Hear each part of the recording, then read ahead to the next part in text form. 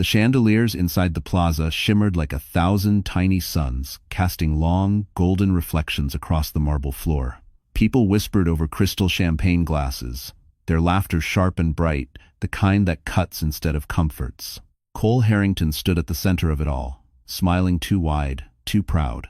His arm wrapped around the waist of the young influencer he now paraded, as if she were a trophy he'd earned. He lifted his glass higher, as though he wanted the entire ballroom to witness his new beginning. And maybe he did.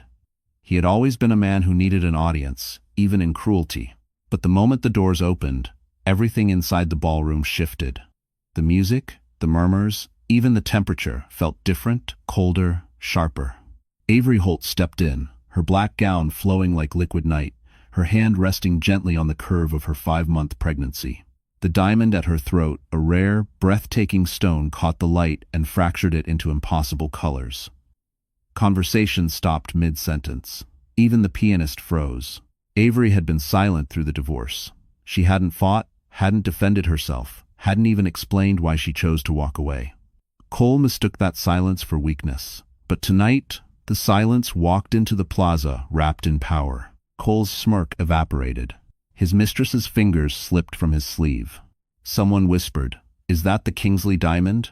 Another gasped, "Why would he give it to her?" And that was when Cole realized too late that Avery hadn't come to win him back. She had come to end the story he thought he controlled. And the next 5 minutes would ruin him in ways he never imagined. Avery Holt hadn't always been the woman who could silence a ballroom with a single step. There was a time not long ago when she could barely silence her own shaking breath.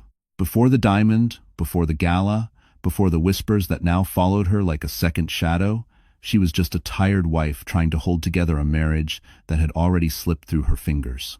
Back then, mornings in their Manhattan condo were quiet in the wrong ways, the kind of quiet that pressed on the chest. Cole would rush out the door with his iPhone glued to his hand, muttering something about meetings that never included her.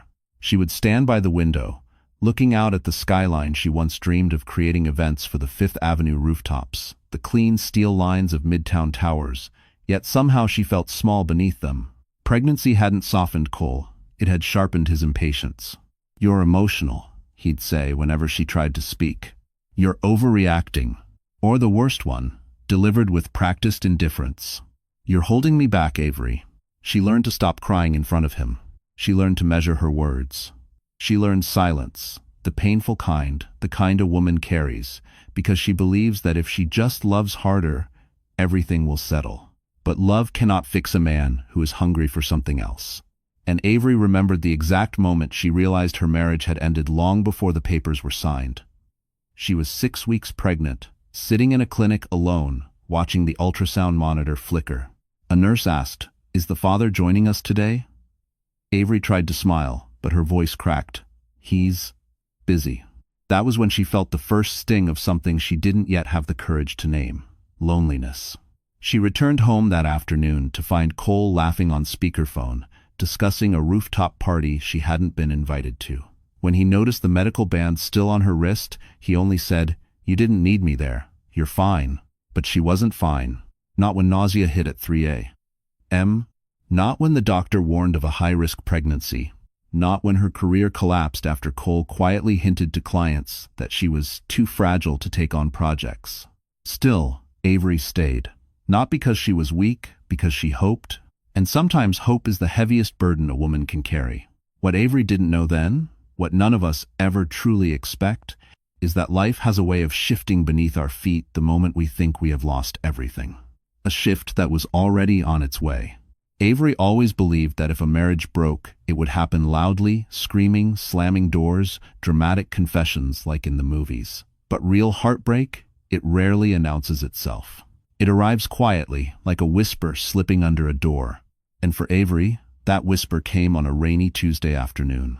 She had spent the entire morning preparing a small surprise for Cole, his favorite lunch from a Fifth Avenue restaurant he loved, but never took her to anymore.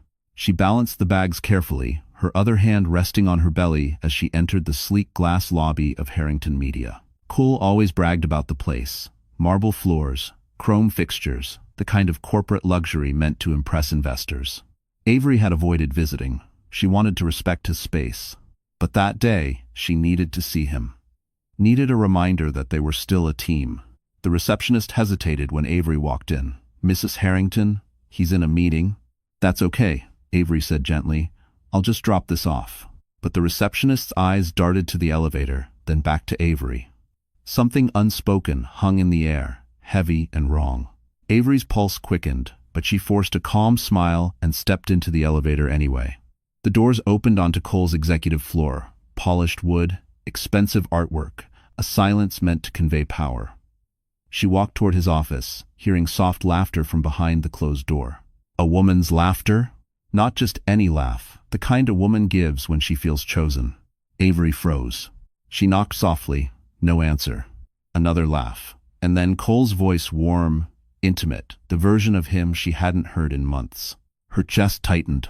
She pushed the door open. At first, her brain refused to understand what her eyes were seeing. A young woman, flawless, glossy, wrapped in a red dress, was seated comfortably in Avery's chair. Cole leaned over her, far too close, his hand brushing her shoulder like it belonged there. The lunch bag slipped from Avery's hand. "Avery?" Cole stiffened. "You're early." His mistress stood quickly, adjusting her dress like she was startled, but not ashamed. That hurt more than anything, the boldness. Avery felt something inside her crack, but she held herself upright. "I brought you lunch." It was all she managed before the room blurred. Cole sighed, as if she were an inconvenience. "Avery, don't make this dramatic." Her fingers trembled. Her baby kicked like a reminder she wasn't alone. And for the first time, Avery realized cruelty doesn't always look like violence. Sometimes, it looks like the man you love acting unbothered by the moment he destroys you. And this betrayal? It was only the beginning. Cole didn't apologize that day. He didn't chase after Avery, didn't stammer excuses, didn't even pretend to care how the sight of another woman sitting in her chair, a chair Avery used to eat lunch in while waiting for him, had shattered her. Instead, he simply adjusted his cufflinks and said the one sentence that would replay in her mind for months. "This marriage isn't working anymore. Let's end it quietly." Quietly. As if silence was the bandage he expected her to place over a wound he created. Avery left his office on shaking legs, her pregnancy making every step heavier, the hallways longer, the world colder. She held her belly the entire elevator ride down, whispering, "I'm okay. We're okay." Even as her throat closed around the lie. But the trap Cole set came days later. He arrived at their condo with a folder of papers. Sleek, expensive paper, the kind used for mergers and acquisitions, not endings of families. He placed it on the marble counter like he was offering a business proposal, not dismantling a life. "It's simple," he said.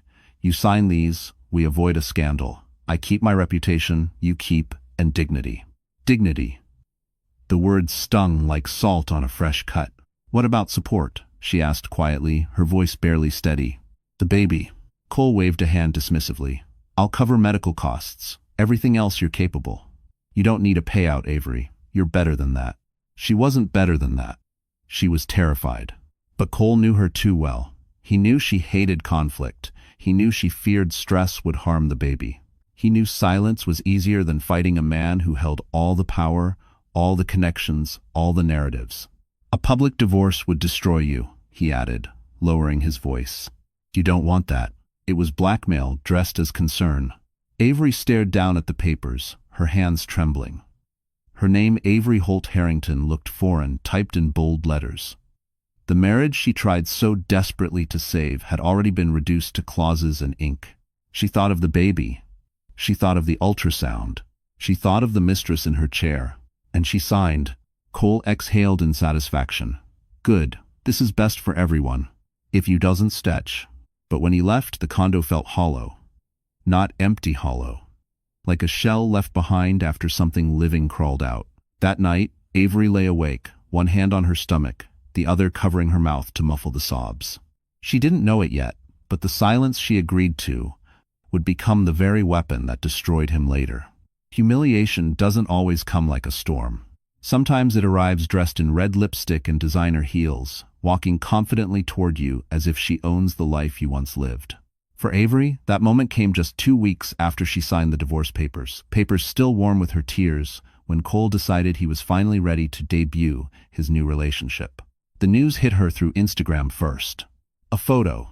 Cole, in a tailored navy suit, his arm wrapped proudly around the young woman Avery had found in her chair.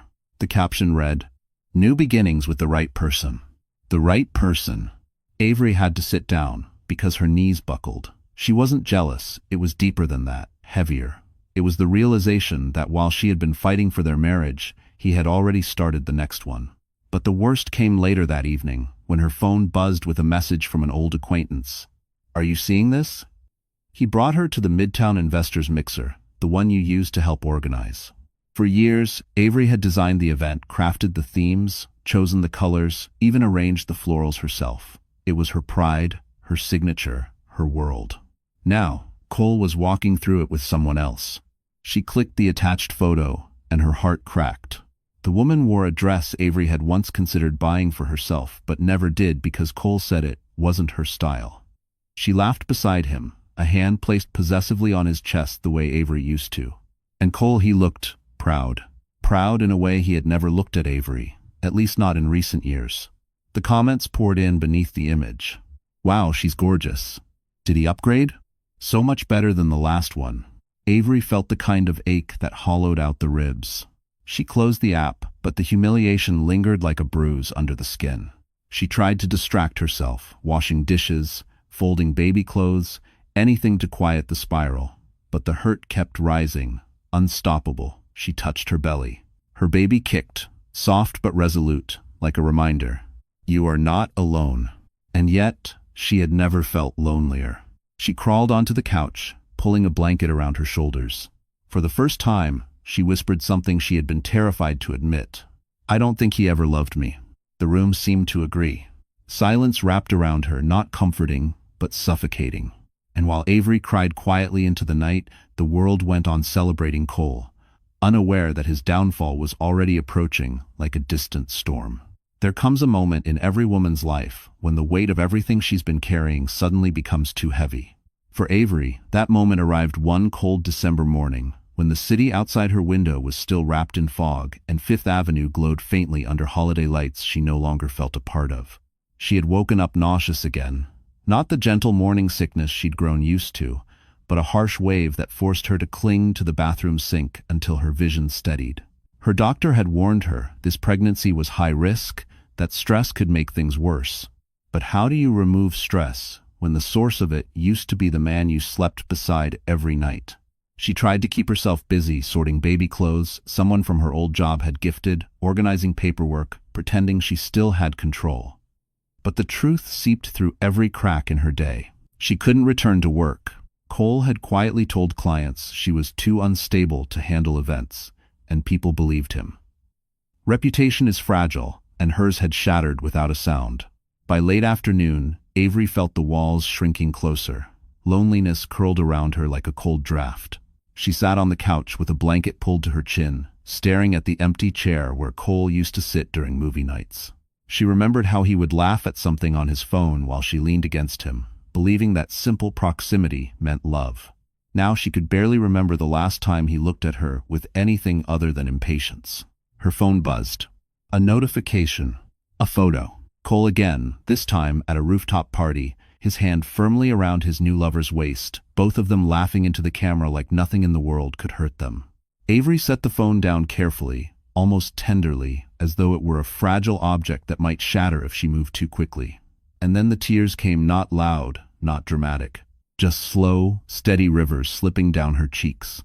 The kind of tears that belong to exhaustion more than sadness. She whispered to her baby, "I'm trying. I really am." The room blurred. Her chest tightened. For a moment, she wondered if heartbreak could physically crack someone open. And in that vulnerable silence, Avery Holt reached the lowest point of her life without knowing that fate was already arranging the first step of her rise. The collapse might have broken her completely, if not for the moment fate intervened quietly, the same way pain had entered her life. It happened 3 days after her worst night. Avery forced herself to leave the apartment, her doctor's voice echoing in her mind. Fresh air will help, isolation won't. So she wrapped herself in a simple coat, one that barely stretched over her growing belly, and stepped into the cold Manhattan afternoon.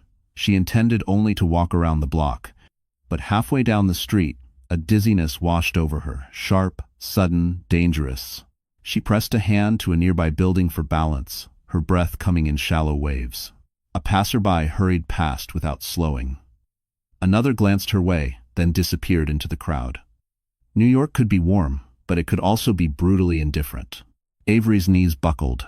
The last thing she expected was for someone's arms to catch her before she hit the sidewalk. "Easy," a deep voice murmured. "I've got you." She blinked up at a man she'd never seen before. Tall, sharply dressed in a charcoal coat, the kind of man who didn't just walk into a room, he changed the temperature of it. His eyes, however, were gentle, unexpectedly so. "Are you in pain?" he asked. She tried to answer, but her voice trembled. "Just dizzy." Without hesitation, he waved down a black SUV that slid to the curb instantly, as if it were always waiting for him. The driver jumped out. "Mr. Ward?" "Mr. Ward." Even in her haze, Avery recognized the name. Declan Ward, the billionaire entertainment mogul whose face appeared on Times Square billboards and financial magazines. A man so powerful, she once heard a client whisper, "If he calls, you clear your schedule." Yet here he was, kneeling beside her on a dirty sidewalk like she was the only person in Manhattan. "Let's get you checked out," he said gently. "You and the baby." Tears stung her eyes, not because she was afraid, but because kindness felt so foreign now. At the hospital, Declan stayed. He filled out forms when her hands shook. He brought her water. He sat quietly in the chair beside her bed, not intruding, not pitying, just present. When the doctor finally said she and the baby were stable, Avery let out a breath she didn't know she was holding. "Thank you," she whispered. "You didn't have to do all this." Declan's expression softened. Someone should have. Neither of them knew this small act of kindness would be the spark that changed both of their lives. Avery never imagined she would see Declan Ward again. Billionaires didn't linger in hospital hallways or ask follow-up questions. They drifted in and out of the world like comets, bright, distant, gone. So when she stepped out of the clinic the next morning, bundled in a scarf and still shaky, she froze at the sight of him, leaning casually against his black SUV, hands in his pockets, breath fogging in the cold air. "You shouldn't be walking home alone," Declan said, pushing off the car. His tone was calm, matter-of-fact, but there was something in his eyes, an unmistakable awareness of her fragility. "Let me drive you." Avery hesitated. "You really don't have to keep doing this." "I know," he replied softly, "but I want to." There was no pity in his voice, no judgment, just a quiet sincerity that disarmed her more than any grand gesture ever could. She finally nodded, allowing herself to sink into the warm leather seat as the city blurred past outside. They didn't talk much at first. Avery was too used to protecting herself, Declan too perceptive to push. But when they reached her building and she thanked him again, he looked at her with a mixture of curiosity and concern. "You're carrying too much alone," he said simply. Something inside her cracked, not like the collapse she'd felt weeks ago, but a gentler break, the kind that comes before healing. Over the next few days, Declan checked in not constantly, just enough to remind her she hadn't disappeared from the world. He sent her warm meals when she forgot to eat. He encouraged her to take short walks. He even asked about her work, genuinely interested, not performing politeness the way Cole used to. One afternoon, she mentioned almost apologetically that she once designed events for luxury clients. Declan's eyebrows lifted. "I know," he said. "You know?" He smiled lightly. "I've been to 2 events you designed, most beautiful I've ever seen. You have an eye most people would kill for." Avery blinked, stunned. Cole had always dismissed her work as little projects. Hearing the opposite from a man like Declan felt like sunlight touching a place long kept in shadow. Then, almost casually, he added, "I could use someone like you, not as charity, as talent." Her breath caught. Her fingers curled protectively over her belly. "Declan, I don't think I can go back. My ex, he made sure everyone believed I wasn't stable enough." Declan's eyes hardened, not unkindly, but with a quiet fury on her behalf. "Then they believed the wrong man," he said, "and it's time someone believed you." Avery didn't know it yet, but this was the moment her life began to turn slowly, gently, unmistakably toward the light. Avery didn't intend to accept Declan's offer. Gratitude was one thing, but stepping back into the world she'd been quietly pushed out of, that felt impossible. Yet Declan had a way of speaking that made impossible things feel merely delayed. And so, when he invited her to visit one of his event venues, a private rooftop overlooking Central Park, she agreed, telling herself it was only to be polite. But the moment she stepped out of the elevator and saw the sweeping skyline framed by glass railings, something inside her stirred. Memories. The good ones. The ones she'd buried under heartbreak and exhaustion. "You designed something like this once," Declan said, gesturing toward the space. "I remember the floating lantern installation. It was extraordinary." Avery looked down, embarrassed. "That was a long time ago, before everything." Declan stood beside her, hands in his pockets.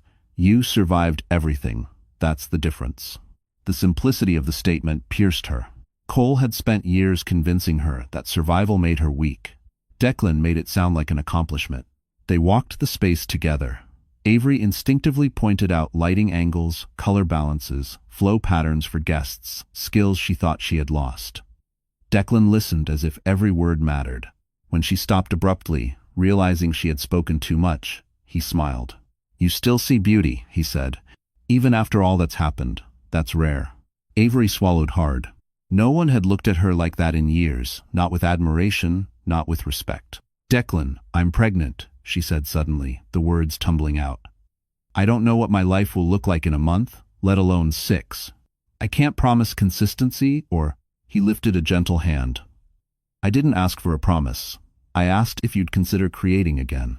She exhaled shakily. "And Cole? He burned bridges for me." Declan's eyes darkened. "Then we'll build new ones. Better ones." Over. Silence settled between them, not heavy like before, but warm. Possibility, soft and unfamiliar, crept into Avery's chest. Then Declan did something unexpected. He reached into his coat and pulled out a sleek black folder. Inside was a proposal, her name in elegant print, an offer to consult for Ward Entertainment's largest winter event. Avery's breath caught. "This is too much." "No," Declan said softly. "This is the door you deserved a long time ago. Thank you." "And we reverstating and a screamer." Her fingers trembled as she closed the folder. She didn't say yes. She didn't say no. But for the first time since her marriage ended, Avery Holt walked away feeling something she hadn't felt in months. Hope. Avery didn't accept the offer immediately. She tucked the sleek black folder into a drawer, telling herself she needed time to think, time to breathe. But the truth was simpler. She was afraid. After everything Cole had done, after the lies he'd whispered into all the right ears, Avery believed the industry had forgotten her, erased her, moved on without her. But Declan Ward had a strange way of making fear feel temporary. 3 days after their rooftop meeting, his assistant emailed her politely, respectfully, not like someone doing a favor for a fragile woman. The message read, "Mr. Ward asked that we send you reference files for the Winter Lumiere project, should you wish to explore ideas. No obligation. No pressure, no expectation." Still, Avery hesitated for hours before clicking the attachment. What opened on her laptop took her breath. A blueprint for a winter gala unlike any she'd seen, glowing installations, mirrored pathways, floating crystal orbs. It was bold, beautiful. The kind of event she would have dreamed of creating before her world fell apart. Without thinking, she reached for a pencil. It felt natural, almost instinctive, the way her hand moved, scribbling adjustments, sketching details, letting old instincts wake up from months of silence. She forgot the time, forgot the ache in her back, forgot the heaviness in her heart. When she finally sat back, the pages were full lines, notes, ideas overflowing. And in that quiet living room, Avery felt something warm rise in her chest. Light, her light, the one Cole tried to dim for years. The next morning, she emailed the sketches to Declan, no explanation, no disclaimer, just her work, raw and honest. His reply came 20 minutes later. "This is extraordinary. Let's begin." Avery stared at the message, her eyes stinging. No man had ever spoken about her talent like that, certainly not her ex-husband. And in that moment, she realized something profound. Cole had never been afraid of losing her love. He'd been afraid of her potential. Over the next weeks, Avery worked quietly with Declan's team, reviewing lighting concepts, designing layouts, proposing color palettes. Her confidence, once cracked and fragile, began to stitch back together with every creative decision she made. She still battled doubt. She still touched her belly for reassurance. But she also started smiling, more small, genuine smiles that came from remembering who she used to be. By the end of the month, the event was coming to life. Avery Holt was coming back to life with it. As Winter Lumiere took shape, something unexpected happened. Avery began to stand straighter, move differently, speak with a steadiness that surprised even her. It was as if each creative decision stitched another piece of her shattered confidence back together. Declan noticed, of course. He noticed everything. But nothing prepared her for the day he arrived at her apartment with a velvet box in hand. She blinked when she saw it. "Declan, what is that?" "A thank you," he said simply, "for saving this event." "I didn't save anything," Avery murmured, instinctively retreating a step. Praise still felt dangerous. "Your team did the work." He shook his head. "They had plans. You gave them vision." Her breath caught, but before she could protest, he opened the box. Inside lay a diamond, clear, brilliant, impossibly luminous. Not large in a vulgar way, but cut with such precision it seemed to glow from within. The kind of gem whispered about in society columns. The kind of piece only a few families in America possessed. Avery froze. "Declan, I can't accept this." But he placed the box gently in her palms. "It's not what you think. This is a design piece, something my mother commissioned before she passed. It's been locked away for years. When I saw your Gala sketches, I realized she would have wanted someone with your eye to bring it back to the world." Avery swallowed hard. The gesture wasn't romantic. It wasn't transactional. It was honoring. Still, tears pricked her eyes. "I'm not the woman people expect to wear something like this." "Then they need new expectations," Declan said softly. His kindness hit harder than any cruelty Cole ever delivered. Because it wasn't loud, it wasn't meant to impress. It was steady, thoughtful, and deeply human. That night, Avery sat alone with the diamond glowing softly on her palm. The baby shifted gently beneath her ribs, a reminder of the life she was fighting for. She held the gem up to the light, watching it scatter reflections across her wall. It felt symbolic, almost painfully so, something fractured becoming beautiful. She whispered, "Maybe I can shine again." The next morning, she carefully placed the necklace into her jewelry drawer, but not before deciding something quietly monumental. She would wear it to the Winter Gala, not to show off, not to challenge Cole, but to reclaim the version of herself she lost. And when Avery Holt finally walked into that room, the world would never forget it. Avery hadn't worn jewelry in months. Even her wedding ring had come off without ceremony, slipped quietly into a drawer the night Cole told her he wanted out. But the diamond Declan entrusted to her felt different. It wasn't tied to promises. It wasn't tied to ownership. It wasn't tied to a man trying to shape her into something smaller. It was tied to belief, something she had almost forgotten. For days, she avoided opening the jewelry drawer, not because she feared the diamond, but because she feared what it would mean if she chose to wear it. Wearing it meant stepping out of the shadows she had retreated into. Wearing it meant facing Manhattan society again, facing questions, facing whispers, facing Cole, facing herself. The invitation to the Winter Lumiere Gala sat on her kitchen counter, a beautifully embossed card she had helped design, her own sketches subtly embedded in the motif. Every time she walked past it, her pulse quickened. This would be the first major event she'd attend since the divorce, since the humiliation, since the collapse. Part of her wanted to stay home, hide, protect her fragile peace. But another part, quieter, stronger, felt the stirrings of something she hadn't dared feel. Readiness. One evening, after returning from a doctor's appointment, confirming her baby was healthy, Avery stood before her mirror. Her reflection felt unfamiliar, her cheeks fuller, her posture different, her eyes steadier. She touched her belly, whispering, "We're going to be okay." Then she opened the drawer. The diamond lay inside, glowing like a captured star. She ran her fingers over the delicate chain. It felt warm, reassuring. Her phone buzzed. A message from Declan. "The world will look different when you stand in it again. Don't be afraid of that." Such a simple message, yet it pierced her. She typed back slowly, "I'm thinking about attending." His reply came instantly. "Good, it's time they see you." Avery inhaled deeply. For so long, She had let others decide who she was. Cole with his cutting words, gossip with its careless bite, fear with its quiet grip. But the woman staring back at her in the mirror wasn't the version they tried to destroy. She was rebuilding, piece by piece, step by step. And the gala wasn't about revenge or spectacle. It was about reclaiming what she lost, the career she loved, the confidence she buried, the identity she let fade. That night, she hung the diamond necklace gently around her neck, watching the facets catch the lamplight. Avery Holt had decided. She would go, and the plaza would never forget her entrance. The night of the Winter Lumiere Gala arrived with the kind of cold that made Manhattan shimmer. Fifth Avenue glowed beneath holiday lights, black cars lined the plaza's entrance, and photographers clustered like restless birds, waiting for the next headline to walk through the doors. Inside, Cole Harrington stood near the bar, his hand confidently resting on the waist of the woman he'd replaced. Avery with a woman who lived for attention, who posed at every flash of a camera like she was born beneath spotlights. Cole adjusted his cufflinks, scanning the room with greedy satisfaction. This event was his playground, his proof that he'd upgraded, his chance to show the world he was thriving, unbothered, unshaken. He didn't expect Avery to come.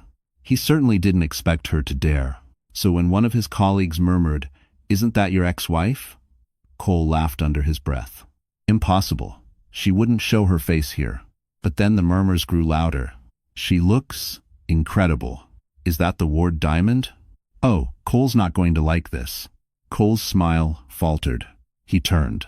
And in that single moment, the oxygen left his body. There she was, Avery Holt, stepping through the entrance like she belonged to the light pouring down from the chandeliers. Her gown flowed around her like midnight silk, her posture graceful, her hand resting protectively over her growing belly. But it was the diamond at her throat, the one Declan Ward had given her, that made the entire ballroom freeze. It wasn't just expensive, it was iconic. A piece associated with a level of influence Cole could only dream of. And Avery wore it as if it had always been hers. Cole's mistress shifted nervously beside him. "Cole, why is everyone staring?" He didn't answer. His jaw clenched, his heartbeat stuttered, his confidence cracked. Because this wasn't the broken woman he'd tried to bury under silence. This wasn't the timid wife who apologized for taking up space. This was a woman he no longer had any control over. A woman who had risen without him. As Avery glided deeper into the ballroom, people stepped aside to make room for her. Heads turned. Conversations broke. Even the photographers outside rushed toward the windows, cameras firing wildly. And for the first time since the divorce, Cole felt something he didn't recognize at first. Something sharp, unfamiliar, unwelcome. Fear. Because deep down, he knew this was only the beginning, and whatever happened next would not be on his terms. Cole had imagined Avery's downfall so many times, he'd started to believe it was a certainty. In his mind, she would crumble, disappear into obscurity, and he would walk through rooms like this, grand, glittering, powerful, without the faintest shadow of her lingering behind him. But the Avery walking into the plaza tonight wasn't a shadow. She was the spotlight. As she moved deeper into the ballroom, the chandeliers above seemed to bend their light toward her, catching the diamond at her throat and scattering it across the marble floors like a constellation. Guests parted instinctively, not out of courtesy, but awe. And Avery felt it every stare, every breath held, every whisper that followed like a slow, rising current. She had expected nerves, shame, even, but instead she felt something startling. Calm. A steady, anchored calm she hadn't known in years. The orchestra shifted into a soft, elegant melody. Avery let herself breathe it in, her fingertips brushing the fabric of her gown, grounding herself in the moment. Her baby kicked lightly, a reminder that she was no longer living for a man who diminished her, but for the life growing inside her and the life she was rebuilding. "Miss Holt?" a voice called softly. Avery turned to see two executives from Harrington, media men who once nodded politely at her, more out of obligation than respect. Tonight, their expressions had shifted entirely. "We didn't expect to see you," one of them said, his tone cautious. "You look well, you look radiant." Avery smiled graciously. "Thank you. It's a beautiful event." They exchanged a glance, then stepped aside, almost reverently, as if unsure whether they were worthy of her time. Cole, watching from across the room, felt jealousy twist inside him like a hot wire. She wasn't supposed to shine without him. She wasn't supposed to command attention. She wasn't supposed to make him feel small. His mistress tugged at his arm. "Cole, people are staring at her more than us." He snapped, "Be quiet." As if the reminder of Avery's poise made her instantly less secure, the mistress shrank beside him, sensing the shift in the hierarchy of the room. Meanwhile, Avery continued forward, unaware of the chaos she'd ignited. A waiter carrying champagne nearly collided with her, but stopped short, stunned. "Ma'am, you look like you belong in a magazine," he whispered. Avery blushed softly. Compliments once made her uncomfortable, mostly because she never believed them. Tonight, she let herself accept it, not with ego, but with gratitude. Because this moment wasn't about beauty, it was about reclaiming space. And as she lifted her chin, the diamond catching fire under the lights, Avery Holt knew one truth with absolute clarity. She hadn't just returned, she had risen. And Cole finally understood what he had thrown away. Avery had expected many reactions tonight, shock, whispers, jealousy, but she hadn't expected fear. Not from Cole, not from the crowd, but from the woman standing beside him. His mistress, the same woman Avery had found smiling in her chair months ago, now stared at her with wide, trembling eyes as if she had seen a ghost. Avery recognized that look instantly. Guilt always recognizes innocence, and fear always recognizes truth. The mistress Talia took a shaky step back, her voice barely above a whisper. "She's here. Why is she here?" Cole frowned. "What are you talking about? Pull yourself together." But Talia couldn't tear her gaze away from Avery. Her complexion had turned pale beneath the ballroom lights. Suddenly, she looked nothing like the confident woman who flaunted her relationship online. She looked cornered. Avery finally reached the center of the room, pausing near a display of crystal lanterns, the very installation she'd designed. The symbolism wasn't lost on her. She had created the light. Now she stepped into it. Talia's breath hitched as Avery approached. "Oh my God, she's Cole. We need to go." "It's Mazza." Cole tightened his grip on her arm. "Stop acting ridiculous." But Avery knew exactly what was happening.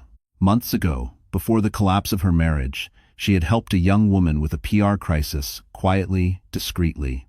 The media had been ready to destroy Talia after a scandal involving leaked messages and a powerful investor. Avery was the one who cleaned up the mess, rewrote the narrative, protected her reputation. She never asked for credit.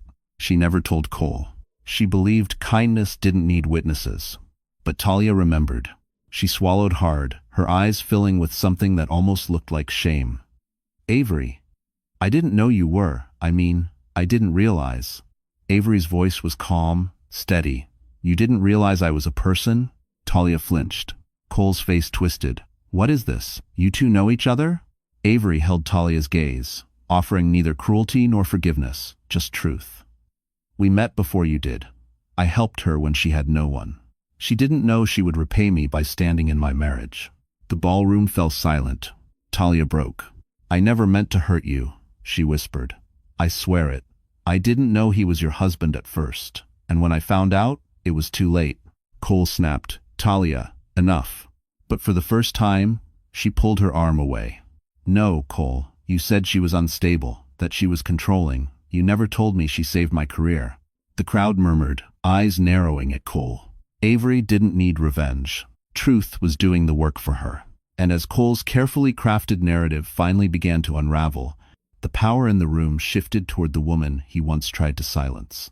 The ballroom was thick with tension, now not the glamorous kind, but the electric silence that follows a truth too big to ignore.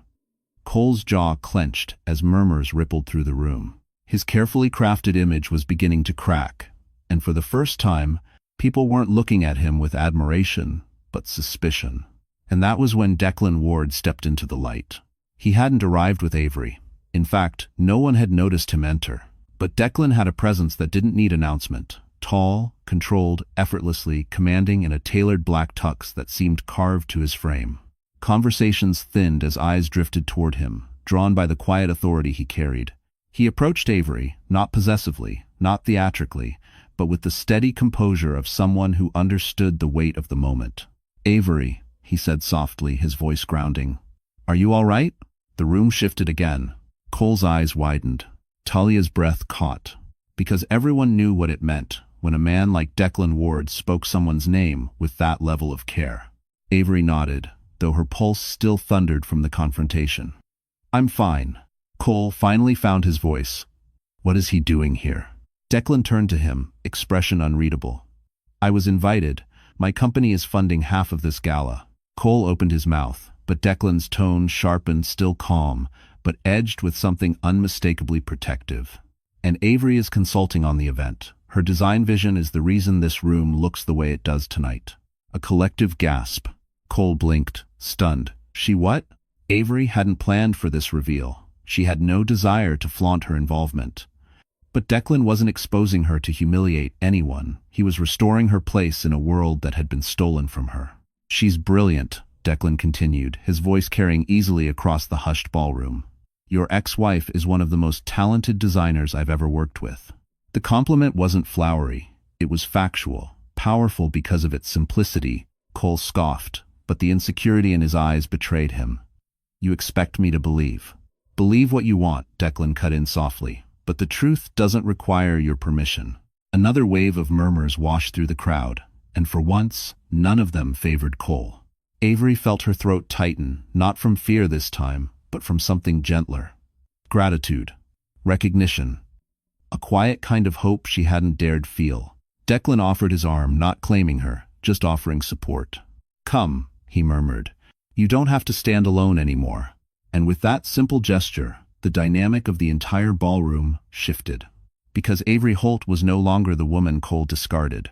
She was the woman a billionaire chose to stand beside. Cole Harrington had never been publicly challenged in his life. Not in boardrooms, not in negotiations, and certainly not in his personal affairs. He lived on control, fed on reputation, and wore confidence like a tailored suit. So watching Avery stand beside Declan Ward, a man who embodied the type of power Cole pretended to have struck him deeper than any insult could. He stormed toward them, jaw clenched, voice low and venomous. "Avery, what is this? Some stunt? Trying to embarrass me?" Avery didn't flinch. She didn't shrink, didn't apologize, didn't look at her feet the way she used to when Cole raised his voice. Instead, she looked at him with a calm steadiness that made him falter mid-step. "This isn't about you, Cole," she said quietly. But the simplicity of the statement cut sharper than any accusation. Cole scoffed. "Really? Because it sure looks like you're trying to make a scene. Showing up, wearing that." He gestured bitterly at the diamond with him. Declan's expression cooled. "Careful," he murmured. Cole ignored him. His voice rose, cracking under the weight of his pride. "What did you do? Manipulate him? Play the victim? You walked out of our marriage with nothing." "No," Avery interrupted gently. "You took everything. I simply let you have it." Her voice wasn't angry. It was honest. And for the first time, Cole had no script, no smart retort, no way to twist her words into weakness. Avery continued, her tone even. "You painted me as unstable so clients would stop hiring me. You told people I was emotional, impossible to work with. You made sure I had nothing left, except my pregnancy and silence." Around them, people pretended not to listen, but every ear was tuned in. Cole's face reddened. "You agreed to the divorce. You signed." "Yes," Avery said softly, "because I wanted peace, not power." Then she stepped closer, not confrontational, but resolute. "You thought silence meant you won. But silence is just space. Space for the truth to grow." Cole swallowed, suddenly unsure. "And what truth is that?" Avery held his gaze, her eyes clear. "That I didn't lose you, Cole." A pause, soft, devastating. "I escaped you." Gasps rippled through the crowd. Declan watched her, pride flickering in his eyes. Cole stepped back as if struck. His illusion, the one he had clung to for months, shattered between them. Avery's final words sealed it. "You didn't break me. You freed me, and I'm done letting you write my story." But wait, and in that moment, the man who believed she would always kneel was forced to face the woman who would never bow again. Cole wasn't a man who feared much. But as Avery's words echoed through the ballroom, something icy crawled up his spine, an emotion he hadn't felt in years. Vulnerability. And then, like a tide he never saw coming, the whispers began. "Is it true he sabotaged her career? I heard he drained their accounts before leaving." "It is down home." "Didn't he cheat while she was pregnant?" Look at him, he's cracking. The music faltered, conversations shifted, eyes sharpened, and then the real blow arrived. A tall man in a slate-gray suit, Cole's own senior financial officer, approached with a grim expression. Cole stiffened. Now is not the time. But the man interrupted, voice low but urgent. The auditors found it, Cole. The discrepancies, the off-book transfers. They're asking questions. Cole's heart nearly stopped. What are you talking about? Your numbers aren't clean, the officer whispered. Someone tipped them off. Cole's world swayed. Who? The officer's eyes flicked to Avery, then to Declan. And suddenly, Cole understood. He turned toward Avery, fury and fear warring in his expression. You did this? You set me up? Avery blinked in genuine confusion. Cole, I don't even know what you're talking about. Declan stepped forward, voice calm but edged with iron. I did. I was. A collective gasp rippled through the room. Cole's face twisted. You? Why? Because, Declan said, leveling him with a steady gaze, I don't take kindly to men who break good women and call it ambition. A tremor ran through Cole. You had no right. I had every right, Declan cut in. You attempted to sabotage one of my contractors. You spread false claims to damage her credibility. In my world, that's not just immoral, it's illegal. The ballroom went silent. Dead silent. Even Talia stepped away from Cole, her face pale. His support system, built on ego and illusion, was disintegrating right in front of him. Cole lunged a step forward, voice cracking. You don't understand. She left me with nothing. Avery finally spoke, her voice soft but devastating. You had everything when you had me, but you didn't want a wife. You wanted control. Her words landed harder than Declan's evidence. In that moment, Cole saw it clearly, not the crowd judging him, not the cameras turning away, not the colleagues whispering. What destroyed him was the truth in Avery's eyes. He hadn't lost to Declan. He hadn't lost to scandal. He had lost to the woman he thought he had shattered.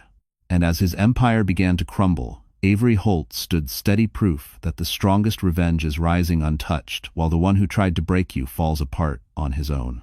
While Cole's world came crashing down around him, something entirely different unfolded for Avery. A quiet, steady rise that felt almost unreal. Not dramatic, not loud, not forced. Just deserved. The morning after the gala, her phone buzzed nonstop. At first, Avery hesitated to look years with Cole, had conditioned her to expect criticism, whispers, assumptions that cut like paper. But when she finally unlocked her screen, she froze. Every message was praise, admiration, genuine support. Your design work last night was breathtaking. We didn't know you were the creative mind behind the installations. I would love to book a consultation.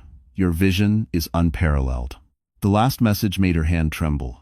Ward Entertainment requests you as creative director for 2 upcoming luxury events. She covered her mouth, tears welling, not the painful kind this time, but the kind that comes when the world finally sees you after pretending you didn't exist. Later that afternoon, she met with Declan's team in a glass-walled conference room overlooking Central Park. The team stood when she entered, not out of obligation, but out of respect. Respect she had fought silently for years without ever receiving. You changed the entire atmosphere of the gala, one executive said. People are still talking about it, another added. Our competitors want to know who designed the lighting transitions. They get us. As Avery listened, something inside her, something wounded and neglected, began to heal. She glanced at Declan, who sat quietly at the head of the table, watching her with a steady warmth. He didn't interrupt, didn't take credit, didn't position himself as her savior. He simply let her shine. And she did. After the meeting, as they walked toward the elevator, Declan broke the silence. You did all of that, he said. Not me, not the diamond. You. Avery felt her throat tighten. I thought I had lost everything. You did lose something, Declan replied gently. A man who tried to erase you, but you never lost yourself. You just forgot where you put the pieces. She laughed softly, a real laugh, one she hadn't heard from herself in months. As they stepped into the elevator, another message pinged onto her phone. A prestigious magazine wanted to feature her work. Not Cole's company, not a joint project, her. And in that quiet metal box, surrounded by mirrors reflecting a woman she was finally proud to see, Avery realized something profound. She didn't need revenge. She didn't need Cole's apology. She didn't need the world to pity her. What she needed, what she finally had, was her life back. Avery Holt was no longer surviving. She was rising, and the world was rising to meet her. Spring arrived quietly in Manhattan, softening the city that had once felt like a battlefield. The sharp wind faded into gentle breezes. Cherry blossoms dusted the sidewalks, and Avery Holt, now 8 months pregnant, walked slower but taller. Her life no longer felt like something collapsing behind her. It felt like something unfolding ahead of her. Cole Harrington, meanwhile, had become a ghost in the places he once dominated. His investors withdrew. His board forced him out. His mistress left the moment the money dried up, and the city that once applauded him now avoided him, whispering his downfall as a cautionary tale. The man who believed he could not be touched had been undone by his own hands. Avery didn't celebrate his ruin, but she felt the justice of it, soft and rightful, like a door quietly closing. Her world had become something new: meetings, sketches, magazine interviews, and steady support from people who respected her talent, not her last name. Ward Entertainment thrived with her vision, and for the first time in years, Avery felt she was stepping into the life she always meant to live. One warm evening, after a long day preparing a summer event proposal, Declan walked her home from the office. They didn't rush. They talked about ordinary things: the baby's latest kicks, a fabric swatch she adored, his mother's artistic legacy. There was no pressure, no urgency, just presence. When they reached her apartment building, Declan hesitated before speaking. "Avery, I don't want to overstep, but I care for you, deeply. And if you'll have me, I'd like to build something real with you, something steady, something honest." Avery's breath caught, not from surprise, but from relief. She placed her hand gently over her belly, feeling the soft roll of her child. "I never expected to find someone after everything. But you've been safe, kind, patient." Declan smiled. "Then let me keep being all of that." A tear slipped down her cheek, not of sadness, but of certainty. Months later, Avery delivered a healthy baby girl, Lily Grace Holt. She held her daughter close, overwhelmed by the beauty of beginning again. Declan stood beside her, not replacing anything, but adding to the life she rebuilt. And on a quiet summer afternoon, surrounded by a small circle of people who truly loved her, Avery Holt married the man who saw her long before the world finally did.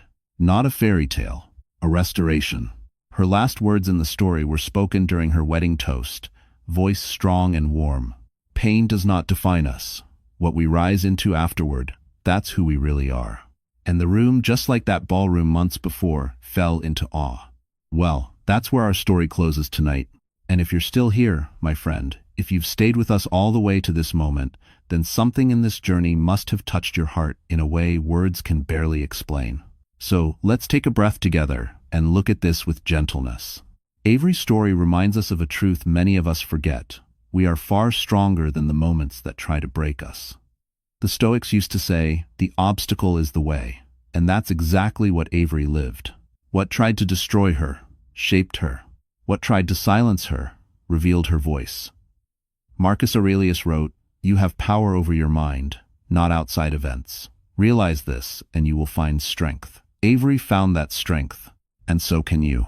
If this story helped you feel seen, even just a little, then don't leave quietly. Stay with us. Like this video, share it with someone who needs hope, and subscribe so you can walk with us through the next journey. You're not alone. You're growing. And your next chapter might just be the one that saves you.